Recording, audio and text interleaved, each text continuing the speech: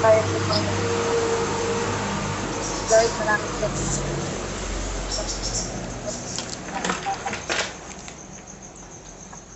Lord, hinihingi ko salamat. Sabi po, kaya po yung patuloy dito sa amin na patuloy ko sa patuloy namin sa alam namin. Patuloy niyo po natin. Patuloy po sa namin nakakapagod sa kanila. Sa inyo po yung patuloy sa Jesus name. Panganahan na po talaga. Yan.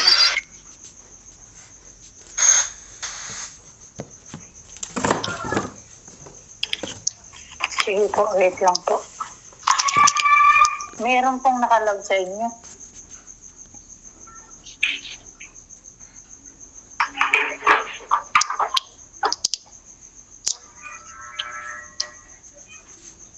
Wait lang po. Malinaw po yung boses. Malinaw po. Opo. Sige po. Salamat po sa ating Panginoon. Ngayon po ay nasa Exodus chapter 32 na po tayo. At ang napili ko po ay, wait lang po. Napili ko po ay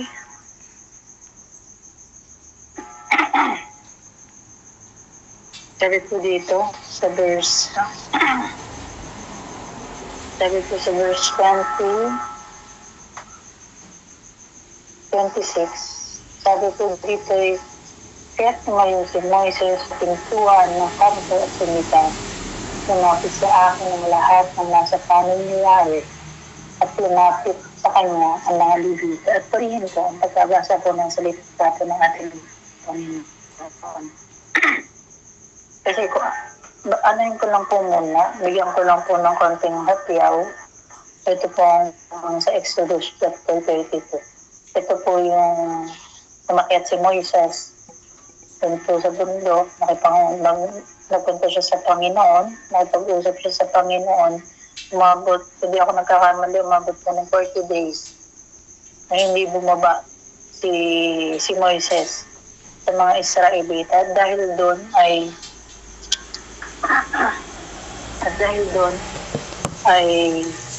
sinabi ng mga Israelita na gagawa sila ng buya o yun yung sasambahin nila. Kasi lagi po dito po sa verse 32, talagang nandun yung katigasan ng ulo ng mga Israelita. Kasi kung mapapansin po natin, diba po nabasa naman po natin ito, buong chapter 32, na talagang nandun talaga yung katigasan ng ulo nila. Madaming bagay ang pinuunawa po sa akin ng Panginoon dito. Unang-una po, about po sa mga Israelita, na nandun na hindi sila, yung pananampalataya nila ay nakatuon sa tao. Wala silang paninindigan sa pananampalataya nila sa Panginoon. Bakit ko po nasabi? Kasi base po dito, hindi lang nila nakita si Moises ng 30 days, ilang araw lang hindi nakita si Moises. Nandun na tumalikod agad sila sa pananampalataya nila sa Panginoon. Nandun na gumawa na agad sila ng libulto o guya na sasambahin nila. At dito po, sa atin po bilang lingkod ng Panginoon, minsan may ganun tayong katangian na nakakakalangkat isipin na may ganun tayong katangian bilang naglilingkod sa Panginoon. Pag may mga problema, pag may mga pangit na sitwasyon, minsan nakakalimutan na natin ang ating Panginoon. Lalo tigit pag may mga bagay na akala natin kaya natin, hindi natin nakikita na hindi natin nare-recognize ang Panginoon. Nakakalimutan na natin ang Panginoon. Kasi ganun yung nangyari. Ganun yung nangyari dito sa mga Israelita. Na hindi nila, wala silang paninindigan sa pananampalataya nila. Hindi nila iniisip yung mga panahon na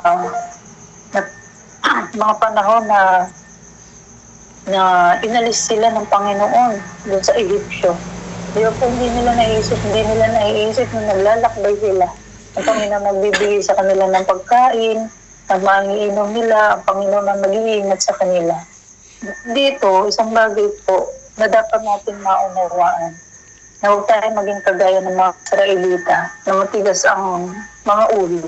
Kasi kung mababasa po natin, sinabi dito sa verse 9, sabi dyan, kilala ko ang mga taong yan at alam kong matitigas ang kanilang mga ulo.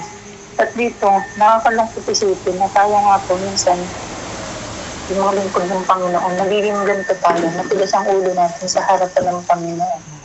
At ang pinakang nakakalungkot po dito sa mga Israelita na ito, ay nandun na, sabi ko nga po kanina, hindi sila nanindigan doon sa pananampalataya nila. Nakabase lang sila doon sa mga bagay. Diba sabi ko nga po kanina, hindi lang nila nakita si Moises, hindi bumaba at dahil nakikipag-usap si Moises sa Panginoon. At dahil doon ay gumawa na sila ng guya o sasambahin nila. Alam niyo po, minsan ganun tayo, ulitin ko po, ganun tayo minsan. Pag may mga bagay na pangit na sitwasyon, maaaring minsan nga, diba po, minsan nawawala pa yung pananampalataya natin sa Panginoon. Alam, naalala ko po ng Sunday. Yung Sunday po ay kasi lahat daw po, naalala ko po yung preach po dito sa Kalamba, si Pastor Lily, na lahat daw po kayang ibigay ng ating Panginoon. May isa lang daw po na hindi niya kayang ibigay sa atin. Yun daw yung pananampalataya natin. Kasi yung pananampalataya, tayo daw yung mismo yung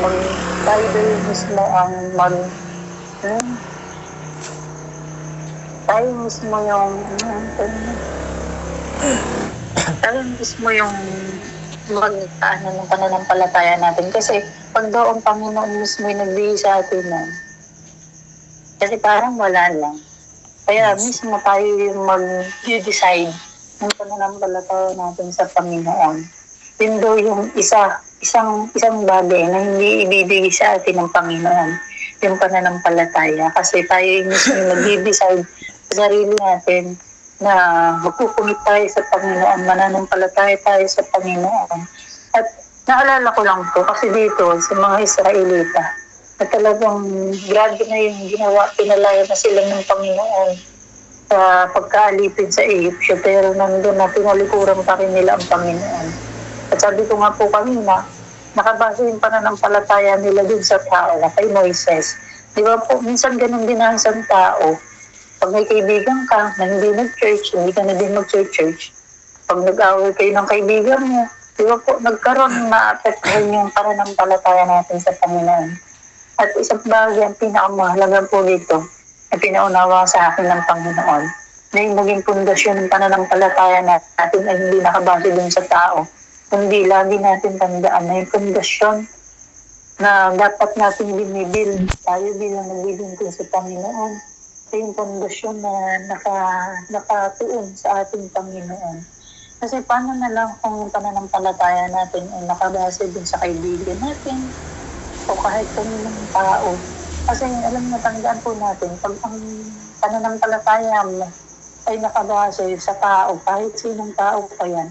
Kasi tao po yan, maaaring paano pag nagkaaway kayo, paano na yung pananampalataya mo? Diba po? Kaya napakahalaga po na dapat natin maunawaan na yung pananampalataya natin ay ang Panginoon yung pundasyon ng ating pananampalataya. Kasi pag ang Panginoon yung pundasyon ng pananampalataya natin, tandaan po natin, walang makakatibag niyan, walang makakasira niyan. At pinapakita po sa atin na pinapakita po dito natin at pinapaunawa sa atin na yung pananampalataya ngayon habang naglilingkod tayo sa Panginoon, palagi natin i-build natin ng i-build na nakatuon dun sa Panginoon. Sabi nga po, diba? Sabi nga dito, at may isang bagay pa po ako ditong nabasa na sabi dito sa verse 26, yung napili ko pong verse, sabi dito, kaya tumayo si Moises ng kanto at sumigaw, lumapit sa akin ang lahat ng nasa panig ni Yahweh at lumapit sa kanya ang mga Levita. Kasi dito po, di ba po, inutusan na saya ng Panginoon na balikan yung mga tao. Balikan mo yung mga tao. At dito, sumigaw si Moises, sinabi ni Moises na lumapit sa kanya yung panig kay Yahweh. At sa atin po, bilang lingkod ng Panginoon. Kasi sabi dito ng Panginoon, matitigas talaga. Kilala niya yung mga taong iyon. Matitigas talaga yung ulo nila. At alam niyo po, lagi natin tandaan na kita ng Diyos kung sino yung totoong magtatapat sa atin. Kilala ng Diyos kung sino talaga yung talagang yung paglilingkod niya ay talagang Panginoon nakapundasyon at nakatuon. At lagi po namin tandaan mga kapatid na huwag tayong maging kagaya ng mga Israelita na natitigas ang ulo. Maaaring tayo, minsan, nagkakaroon tayo ng katigasan ng ulo. Pero lagi po natin tandaan na huwag natin panatilihin ng ganun. Kasi ayaw ng Panginoon ng ganun. Kasi pag natigas yung ulo natin, paano natin masusunod yung kautusan ng ating Panginoon, yung kalooban ng ating Panginoon? Paano tayo makakasunod ng totoo at buong puso sa kalooban po ng ating Panginoon kung matigas yung puso natin? Kasi dito, kay sa mga Israelita po, talagang pag nandun lang yung pag nandun yung kasaganaan, nandun ang binibigay sa kanila ng lahat ng Panginoon, pagkain, inumin. Di ba po, nandun na okay sila, okay yung pananampalataya nila. Pero paano kung hindi na nila makita? Hindi nga nila nakita si Moises, pero nandun na tinalikuran agad nila yung pananampalataya nila sa Panginoon. At salamat po sa Panginoon kasi may isang bagay pa po dito mahalaga na pinaunawa po sa akin ng Panginoon. At talagang nandito yung katangian ni Moises na kahit ganun yung ginawa ng mga Israelita, pero alam niyo yun, makiusap pa rin siya sa Panginoon na patawarin ng mga Israelita. At napakahalaga sa atin na gano'n, bilang lingkod ng Panginoon, na maging ganito yung katangian natin. Maaaring meron tayong mga nagagawang pagkakamali, mga pagkakasala, yung mga tao sa paligid natin. Alam niyo po, napakahalaga na hindi natin sila i-condemn. Sa halip ay ipanalangin natin sila sa Panginoon. Diba? Maaaring talagang lahat tayo ay makasalanan sa harapan ng Panginoon. Kaya napakahalaga at napakaganda po ng ginawa dito ni Moises. Talagang ipinanalangin ni Moises yung mga Israel sa Panginoon na patawarin yung mga Israelita din sa ginawa nila. At yun yung magandang bagay na maging katangian natin bilang lingkod ng Panginoon. Maaaring, sabi ko nga po kanina, nagkakasala yung mga nasa paligid natin, huwag natin silang i-condemn. Sa halip ay ipanalangin natin sila sa Panginoon at palagi nating naisin na maiparamdam natin sa kanila yung pag-ibig na nagmumula sa ating Panginoon. At salamat po sa Panginoon, si Diyos po yung pinakamataas sa pagput. Maraming salamat po sa salitang na ibahagi ni Sis Biel na ating mahalaga po talaga na malimbitan po tayo sa ating pananampalataya po. At nakikita man po natin yung or hindi pa yung ginagawa ni Jesus sa buhay natin. At sunod naman po ay si Brother David. Amen. Sa mapagpalang gabi ho sa ating lahat at lalong-lalo na sa ating Panginoon. Purihin po ang Panginoon ngayong gabi at tayo po ay nagkaroon ulit ng pagkakataon upang pag-aralan ang mga salita ng Diyos. At napakaganda ho ng mga mensahe ng Panginoon ngayong gabi. Dahil nga po dito, sa verse 1 pa lang ho, ay naando na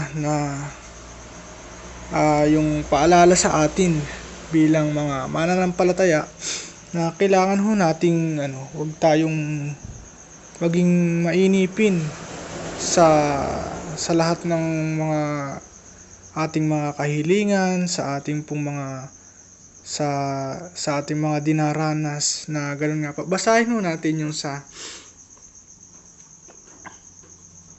Exodus chapter 32 verse 1. Nang mainip na ang mga tao sa tagal ni Moises na bumaba ng bundok, nagtipon sila kay Aaron at sinabi, "Igawa mo kami ng Diyos na mangunguna sa amin dahil hindi natin alam kung ano na ang nangyari kay Moises na naglabas sa atin sa Ehipto." At basahin din ho natin yung sa verse 8. Napakadali nilang tumalikod sa mga itinuro ko sa kanila. Gumawa sila ng Diyos-Diyosang baka at sinamba nila ito. Naghandog ang mga Israelitas sa Diyos-Diyosang ito at sinabi, "Ito ang Diyos natin na naglabas sa atin sa Ehipto." At po yun ang pagkabasa ng salita ng Diyos. At yun, dito po sa verse na ito, pinakita ko dito yung isa po sa mga dahilan kung bakit nagagawa ng isang tao na tumalikod sa Panginoon. At unang-unang nga ho dito yung pagka sa mga pagkakataon na wala dyan yung ating mga spiritual leaders. So, halimbawa, yung ating mga kapastoran, minsan nagiging busy sila sa ibang gawain, at ganun. At minsan sa mga pagkakataong yun, minsan tumatawag tayo sa kanila, "Pastor, baka po," halimbawa ganun, "Pastor, baka po pwedeng baka may oras po kayo makausap," ganun. At minsan may mga pagkakataon ho na hindi naman tayo may pagkakataon talaga na hindi tayo agad matutugunan at ganun, kasi minsan kailangan din ho natin unawain yung ating mga lingkod ng Diyos na hindi sa lahat ng oras ay available sila para ho tugunan yung ating mga pangangailangan, para mabigyan tayo ng advice. At ayun, yun ho yung nangyari dito po sa sitwasyon na dito sa mga Israelita nung umakyat po ng bundok ng 40 days and 40 nights si Moises para ho makipag-usap sa ating Panginoong Diyos, na ang Diyos Ama, na kasi po ibinigay niya yung 10 commandments sa kanya. At sa sobrang inip ng mga tao ay ang naisipan nilang pamamaraan ay, kung i-relate ho natin sa sitwasyon natin ngayon, na meron pong mga mananampalataya na ang tagal-tagal nang nagpe-pray sa isang kahilingan, o halimbawa gustong makapag-abroad, ganun. Hanggang sa nainip na at minsan magtatampo sa Panginoon, bakit po ganun? Tagal-tagal ko na nagpe-pray, hindi pa matugon-tugunan yung At sa ganung dahil doon, ang tendency po ng tao ay gumawa ng sarili niyang pamamaraan para matugunan ho yung pangangailangan niya. At ayun, minsan hahayaan ho ng Panginoon na tayo na kumilos para makuha natin yung gusto natin, na minsan kaya pala hindi ibinibigay ho sa atin ng Panginoon kasi hindi yun ang kalooban ng Diyos sa atin, na yun palang pagka yun pala ay nakuha natin ay magagawa nating tumalikod sa ating Panginoon. At ayun po, once na makuha ng isang tao yung kagustuhan niya sa maling pamamaraan, ay ayun, talagang dire-diretso na ho yun hanggang sa tumalikod siya sa ating Panginoon. At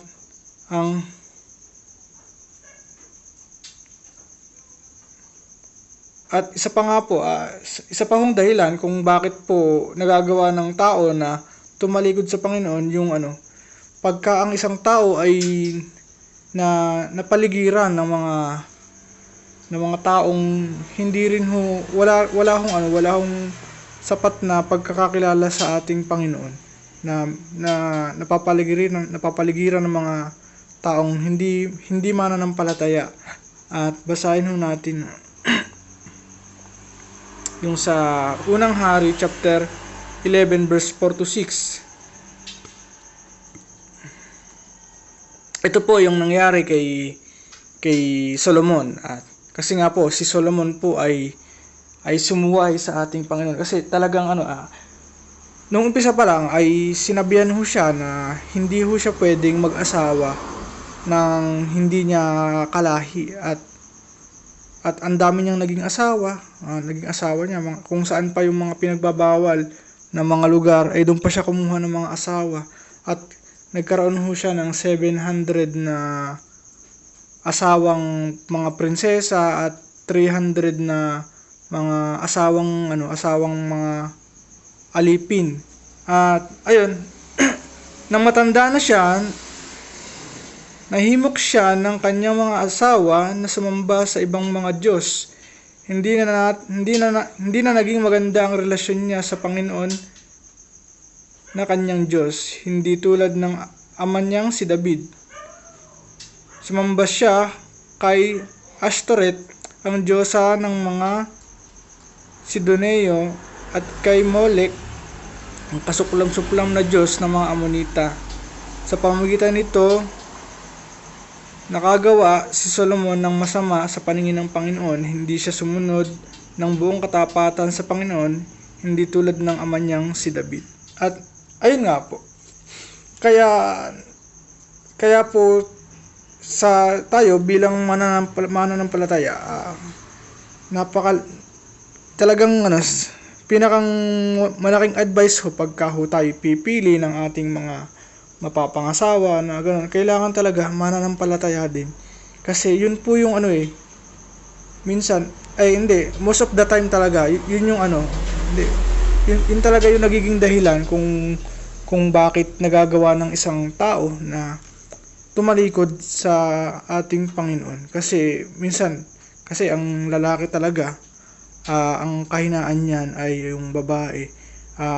Kasi nung pa lang, sa panahon pa lang po ni Adan, ay hindi naman ho magagawang sumuway ni Adan kung hindi ho siya inalok ni Eva nung nung pinagbabawal na prutas. At ayun, kaya po talagang kaya ho, bukod dun sa pag-aasawa, kailangan din ho dapat lagi ho nating isurround yung ating sarili ng mga taong kagaya natin na mayroong maayos na pagkakakilala sa ating Panginoon, na hangga't maaari yung ang pipiliin ho natin yung mas malalim ho yung pagkakakilala sa Panginoon kumpara sa atin, para madala nila tayo na kung halimbawa hindi pa tayo ganun kalalim sa pagkakakilala natin sa Panginoon, at dahil po yung mga nakapaligid sa atin mayroong malalim na relasyon sa ating Panginoon, ay mahihimok tayo na maging kagaya nila at may impluwensyahan tayo. Kaya nga, di ba, sabi nga ho ni si Dr. Jose Rizal po yata yun, sabi, "Tell me who your friends are and I'll tell you who you are." At yun. At most of the time ganun na. At kung sino po yung mga kaibigan nyo, ay yun na rin po yung nagiging yung nagiging katauhan ng taong yun. At sa isa naman po, isang dahilan pa ay yung worldly success, yung pagkaho ang isang tao ay nagtatagumpay dito sa lupa at nakakamit niya yung lahat ng mga pangangailangan niya dito sa lupa, kagaya ng karangyaan o kasikatan, at ganun po. At ito nga po, basahin ho natin yung sa ikalawang Kronika chapter 25 verse 2 tsaka sa 14. "Matuwid ang ginawa ni Amasya sa paningin ng Panginoon, pero hindi lubos ang pagsunod niya sa Panginoon. Pagbalik ni Amasya mula sa pagpatay sa mga Edomita, dinala niya ang mga Diyos-Diyosa ng Edomita, ginawa niya itong sariling Diyos, sinamba at pinag-alayan ng mga handog."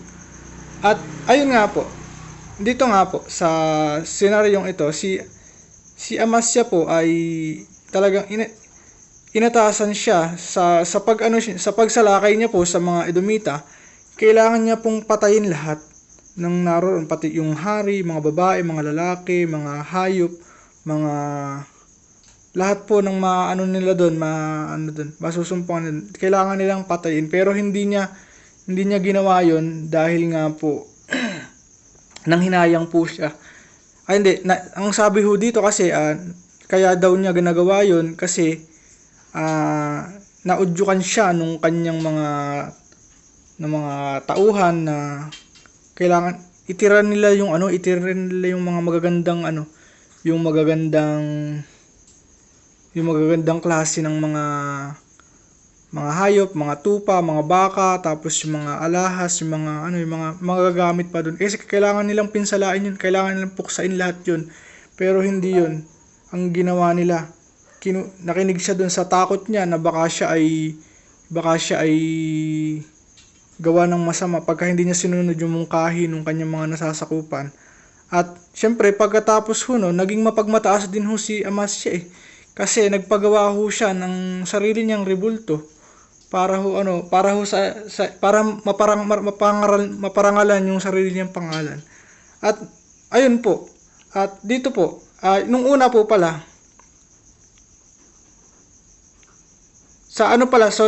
yung sa absence of spiritual leaders, ang solusyon natin yun, dapat po, pahalagahan natin yung ating mga kapastoran at yung mga nagtuturo sa atin na ganun. Sa mga oras na meron pong nagtuturo, dapat po, buong kahinahunan tayong makinig, na manahimik tayo. Pagka po may nagtuturo, makinig po tayo at magpasakop sa kanila na ganun nga po. At dun nga po sa evil associations naman, ayun kagaya sinabi ko na kanina. At sa worldly success naman, dito po, ang solusyon natin dito, kailangan sa lahat ng ating mapagtatagumpayan sa karir o sa mga gawain, kailangan nating ibalik sa ating Panginoon. Na kasi lahat naman ng yun ay hindi natin magagawa kung wala ang pagsama ng ating Panginoon. Na hindi natin yun mapagtatagumpayan kung hindi yun ipinahintulutan ng ating Panginoon. Kaya sa lahat ng mga nagagawa natin, wala tayong karapatang magmalaki sa ating Panginoon. At sa isa pang dahilan kung bakit nagagawa ng tao na tumalikod sa ating Panginoon, ayun nga, mababaw po yung pagkakakilala niya sa ating Panginoon na ganun. Kumbaga mababaw po yung pundasyon niya sa kanyang pananampalataya. At basahin natin sa Lucas chapter 8 verse 13. Ang mabatong lugar kung saan nahulog ang ibang binhi ay ang mga taong nakinig ng salita ng Diyos at masaya itong tinanggap, ngunit hindi tinanim sa puso nila ang pagtanggap, kaya hindi tumagal ang kanilang pananampalataya. Pagdating ng mga pagsubok ay agad silang tumalikod sa kanilang pananampalataya. At ayan po, ito po yun nga po yung patungkol nga sa paghahasik ng mga binhi. At isa nga dito yung ilustrasyon nung nahulog po yung mga binhi sa mabatong lugar at dahil po doon hindi maganda yung lupa na ganun, na yun nga po sa hindi naging malalim yung kanyang ugat na pagkakakapit sa ating ating Panginoon, na ganun nga po. Nandito po yung isa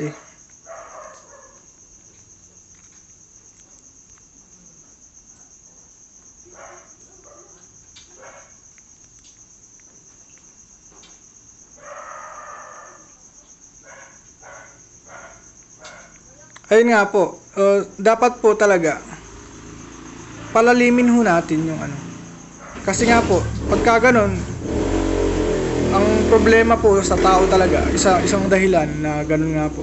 Kaya po nagagawang tumalikod sa Panginoon na ayan nga po, na-attend naman ng Sunday service at nakikinig, at minsan may pagkakataon na ayun na napupuspos ganun, na at nararamdaman natin yung presensya ng ating Panginoon, pero once na dumating na yung mga pagsubok ay nakakalimutan ho yung mga aral na na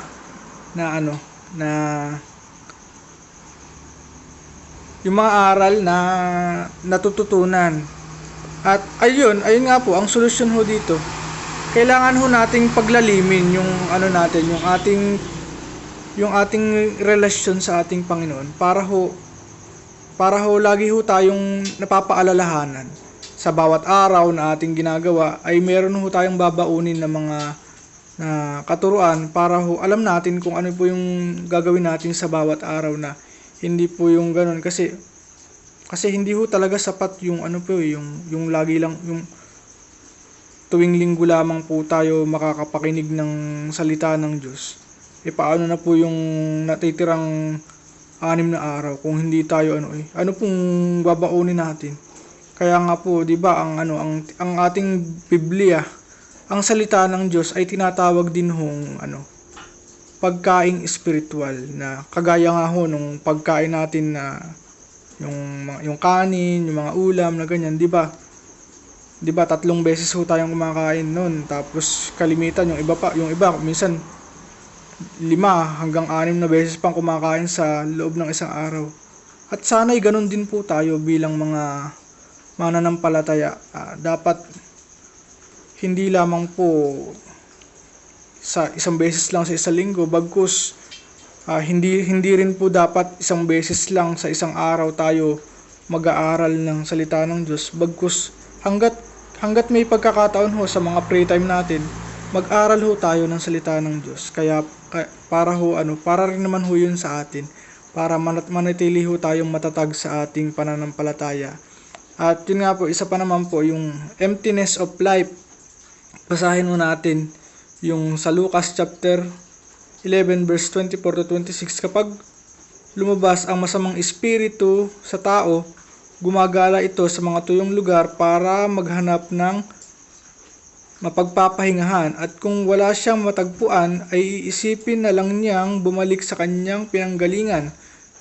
Kung sa pagbabalik niya ay makita niyang malinis at maayos ang lahat, aalis siya at tatawag ng pito pang espiritu na mas masama kaysa sa kanya. Papasok sila sa taong iyon at doon maninirahan, kaya lalo pang sasama ang kalagayan ng taong iyon kaysa sa dati.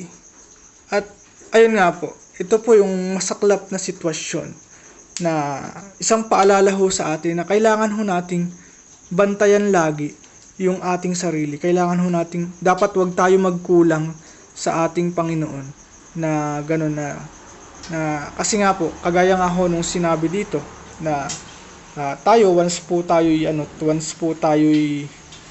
nakakilala sa Panginoon, ay lalabas ho yung masamang espiritu sa atin, at ayun magagawa niyang magpagala-gala kung saan-saan, at sa mga pagkakataong yun na pagka hindi siya makahanap ng ibang mapapasukan, ay ayun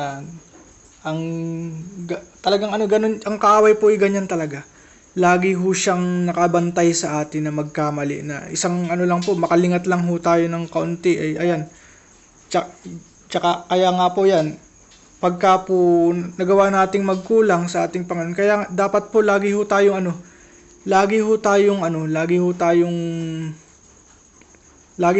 punong-puno ng ang tawag doon. Dapat lagi ho nating nasahin na meron tayong sapat na lakas sa bawat araw para pagtagumpayan lahat ho ng mga pagsubok na ating kakaharapin. Kailangan ho tayong laging punong-puno ng wisdom patungkol ho sa salita ng Diyos. At once na magkulang lang ho tayo, minsan sa loob isang kahit sa pagtulog, makalimutan ho nating manalangin o di kaya naman manalangin tayo pero hindi ho maayos yung ating puso. At ganun, hindi ho magagawang makakilos ng ating Panginoon pagka ho ganun na meron hong hindi magandang para pagka meron ho tayong pagka hindi maayos yung ating puso pag tayo lumalapit sa Panginoon. At ayun, sa mga ganun ng pagkakataon, once na ayun, umalis po yung masamang espiritu sa atin at ganun, ang gagawin niya ay maghahanap siya ng pito pa na na mas masama pa dun sa espiritu na lumabas sa atin. At ayun, kaya po yun, once na ma-possess ho ang tao nung masamang espiritu yun, kasama yung mas marami pa na ilan yun?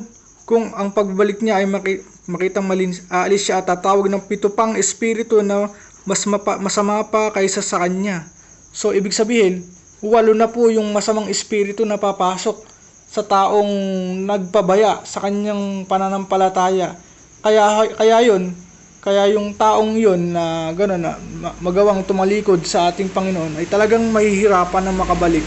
Dahil nga po yun, talagang ang magiging resulta ay kung siya ay nanggaling na sa isang masamang pamumuhay ay mangyayari ay times 8 ay times 7 pang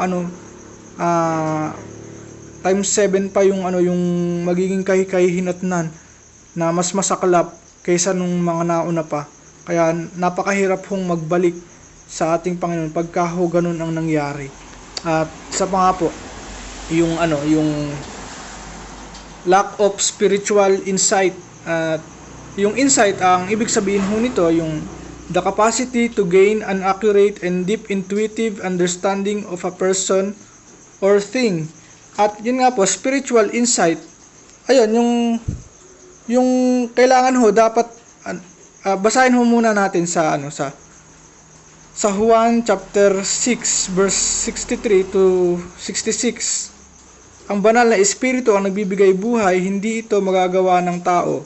Ang mga salitang sinabi ko sa inyo ay mula sa espiritu at nakakapagbigay buhay. Pero may ilan sa inyo na hindi sumasampalataya. Sinabi ito ni Jesus dahil alam niya na sa simula pa kung sino ang mga hindi sumasampalataya at kung sino ang magtatraidor sa kanya. Ito ang dahilan kaya sinabi ko sa inyong walang makakalapit sa akin malibang ipahintulot ng Ama. Dagdag pa ni Jesus, mula noon marami sa mga tagasunod niya ang tumalikod at hindi na sumunod sa kanya. At yun nga po, dito po sa senaryong ito, bago niya ho sabihin itong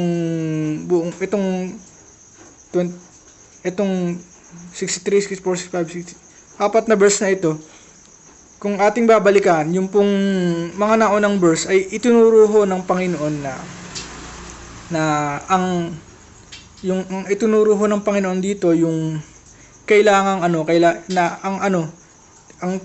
ang isang pangkaraniwang tao ay nabubuhay po sa pagkain at inumin na ating kinakain araw-araw. Pero ang inaalay ng ating Panginoong Kristo sa lahat ay yung kanyang yung sariling katawan at yung kanyang dugo para ho kainin natin at kung sino man pong tumanggap sa ating Panginoon at magawang kainin yung kanyang katawan ay hindi na magugutom at ang sino man pong uminom ng kanyang dugo ay hindi na mauuhaw. At ayun, dito sa senaryong ito, marami pong nalito sa tinuro ng ating Panginoon at ganun. At nagtanong nga ho sila nagbulong-bulungan sila dito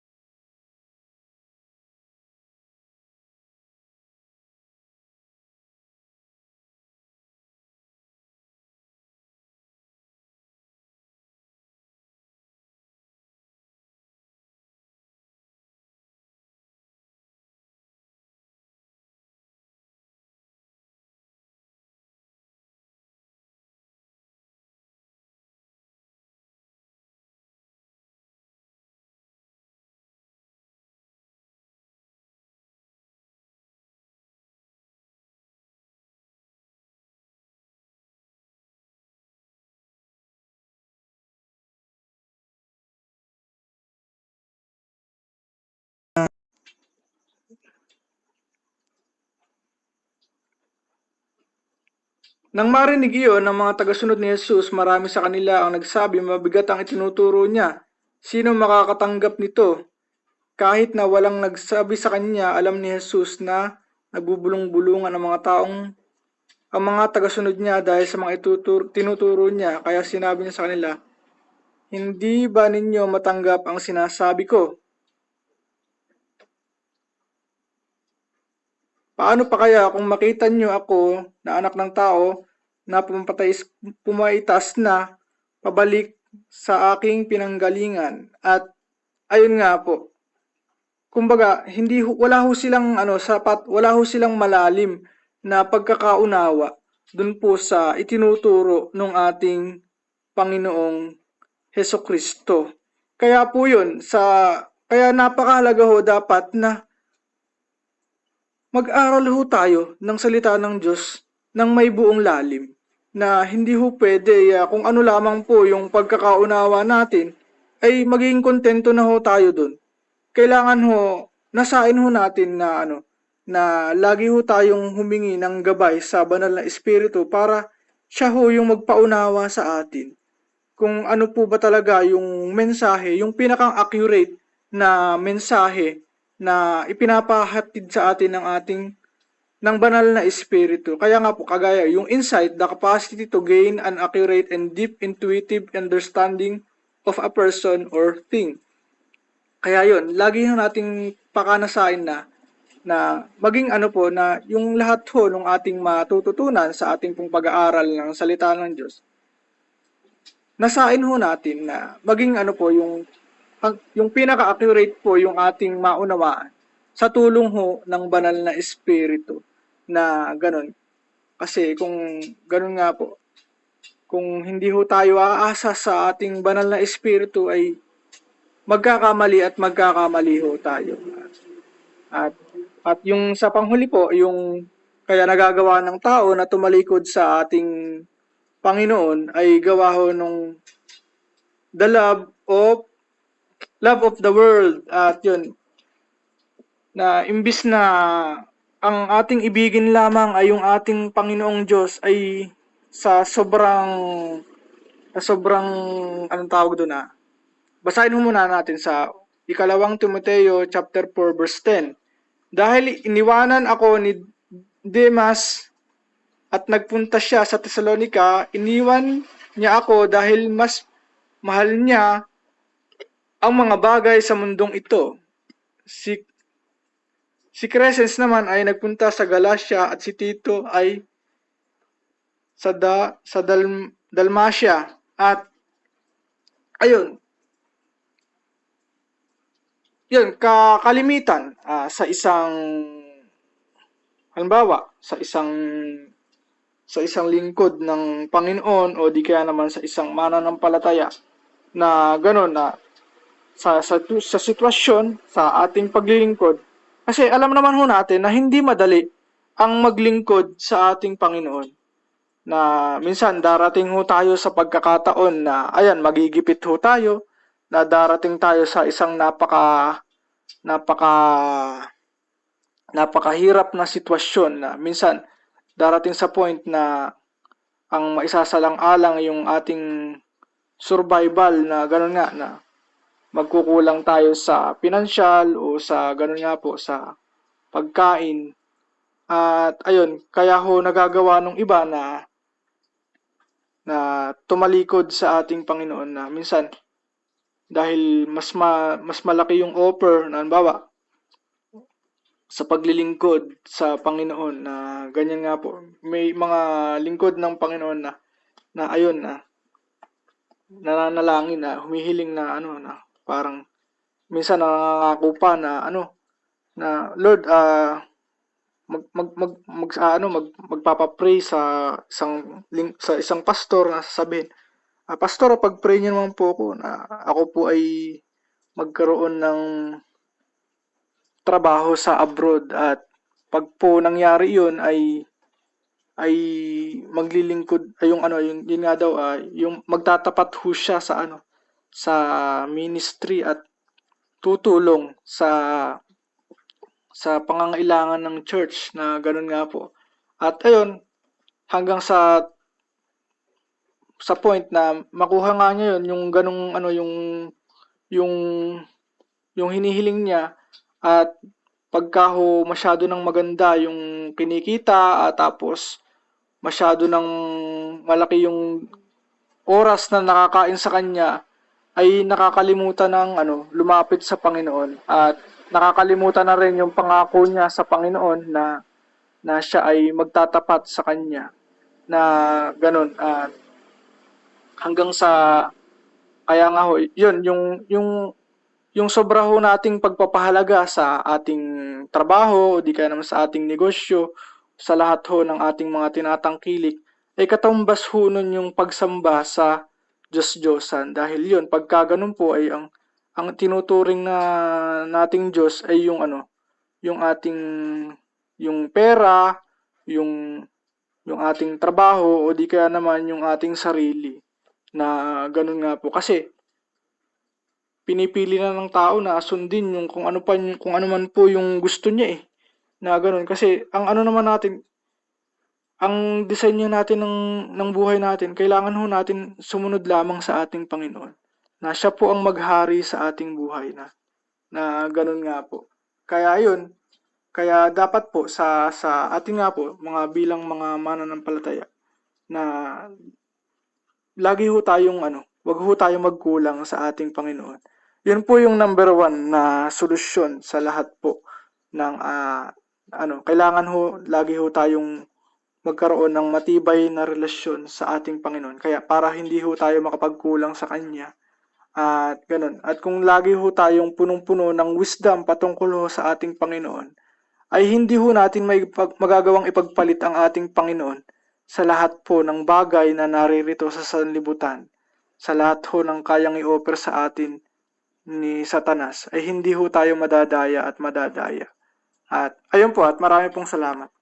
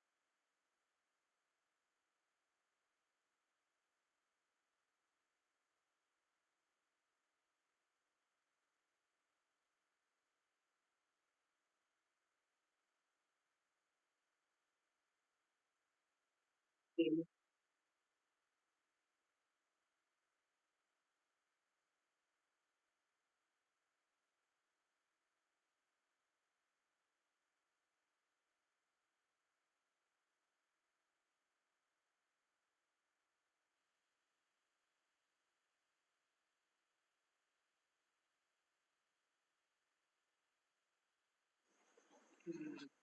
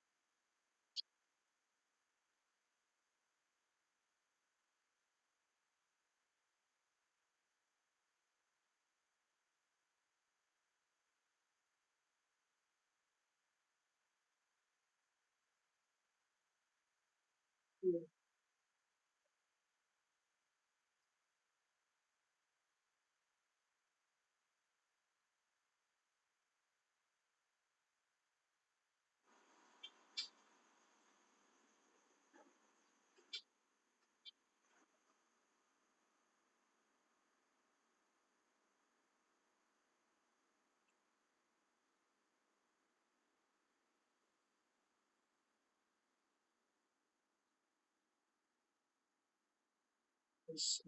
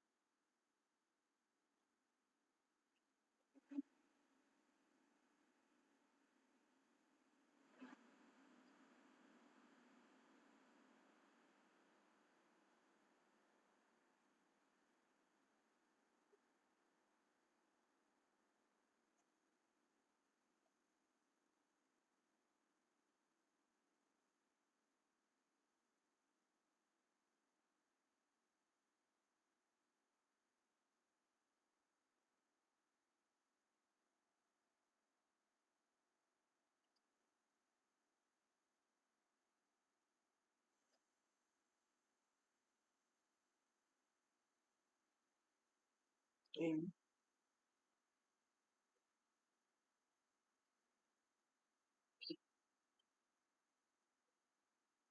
Yes, Jesus.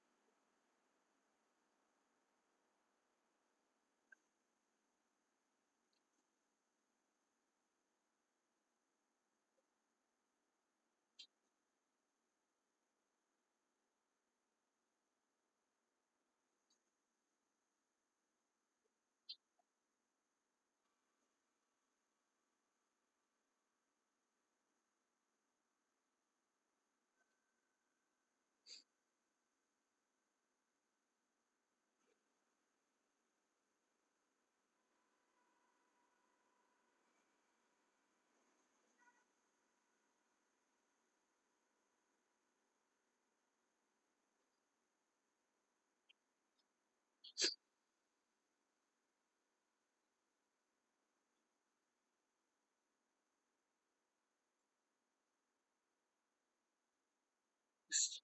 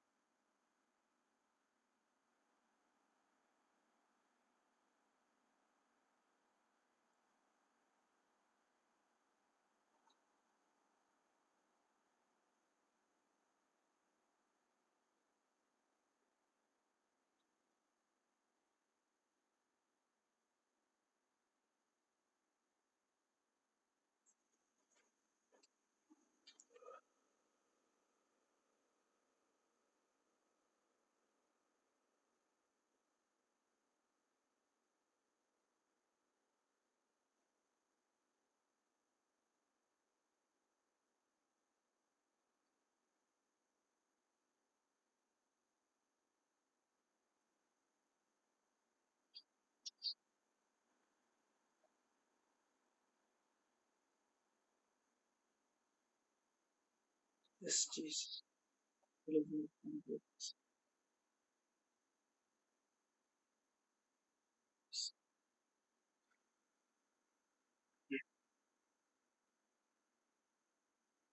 Yes.